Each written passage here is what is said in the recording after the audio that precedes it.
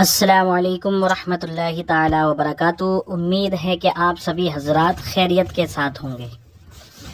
آج ہم جو بات کریں گے اورل سیکس، اس کا کیا مطلب ہے اور اسلام میں یہ کیا چیز ہے، آج پوری جانکاری لیں گے۔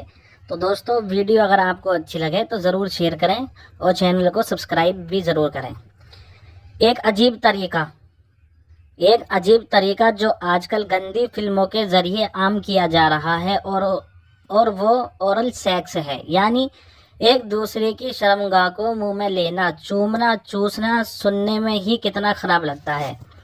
یعنی اورل سیکس جو ہے ایک دوسرے کی شرمگاہ کو چومنا، آدمی عورت کی چومتا ہے یا عورت آدمی کی چومتی ہے شرمگاہ کو، یہ بالکل غلط ہے۔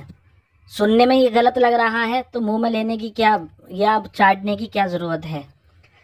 جس منہ سے قرآن کی تلاوت کی جاتی ہے، مسلمانوں، جس منہ سے قرآن کی تلاوت کی جاتی ہے، جس سے درود پڑھا جاتا ہے، اس منہ کے ساتھ ایسی حرکت کیسے کی جا سکتی ہے؟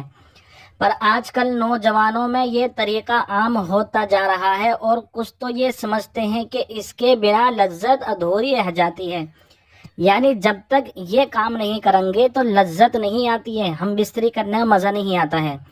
جو میاں بیوی ایسا کرتے ہیں وہ پتہ نہیں کیسے ایک دوسرے سے نظریں ملاتے ہیں، یہ شرم سے ڈوب مرنے کا مقام ہے۔ یعنی یہ کام کتنا غلط ہے، پھر بھی ہم ایک دوسرے سے نگاہ ملاتے ہیں، ایک دوسرے سے نگاہ ملاتے ہوئے شرم بھی محسوس نہیں ہوتی ہے آج کے زمانے میں، تو اس کے بارے میں بتایا جا رہا ہے۔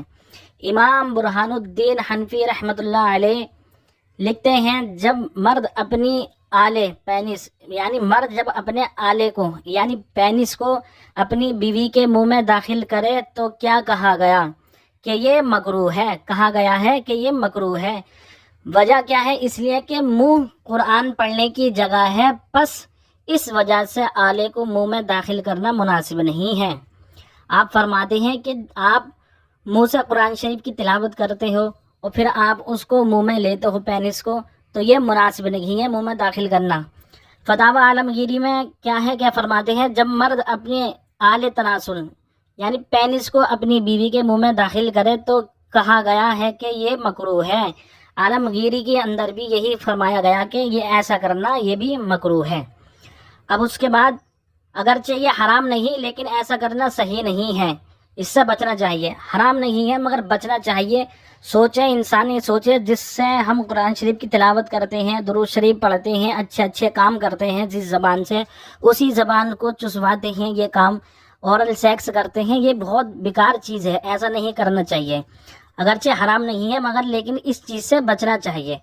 اب آگے علامہ مفتی خلیل خان قادری لکھتے ہیں کہ یہ کام انتہائی بے حیائی اور بے ادبی کا ہے اور ایسا کرنے والا شخص نہایت احمق اور بے وقوف ہے، اور اللہ سے ڈرنا چاہیے اور اللہ تعالیٰ کی طرف رجوع کرے اور سچے دل سے اس کی بارگاہ میں توبہ کرے اور اپنی اس حرکت پر شرمندہ ہو اور آئندہ اس عمل کے قریب بھی نہ جائے۔ علامہ مفتی خلیل خان قادری رحمۃ اللہ علیہ لکھتے ہیں یہ چیز کہ یہ بے وقوفانہ حرکت ہے، بے وقوفوں کا کام ہے، ایسا نہیں کرنا چاہیے۔ اللہ پاک سے ڈرنا چاہیے، اللہ تعالیٰ کی طرف رجوع کرے یعنی توبہ کرے سچے دل سے کہ اب ایسا نہیں کیا جائے۔ حیا اور شرم ایمان کا اعلیٰ درجہ ہے، یعنی حرم اور شرم، حیا کرنا اور شرم کرنا یہ ایمان کا اعلیٰ درجہ ہے۔ اور بخاری کی حدیث ہے کہ حضور صلی اللہ تعالیٰ علیہ وسلم نے ارشاد فرمایا کہ جب تجھ میں شرم نہیں تو چاہیے کہ تو جو چاہے کر۔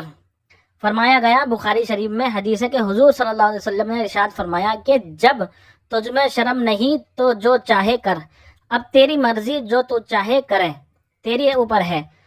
ایک اور سوال کے جواب میں لکھتے ہیں کہ یہ عمل کرنے والوں کے دل کی گندگی کا پتہ دیتی ہے، سچے دل سے توبہ کریں ایسے فعل سے۔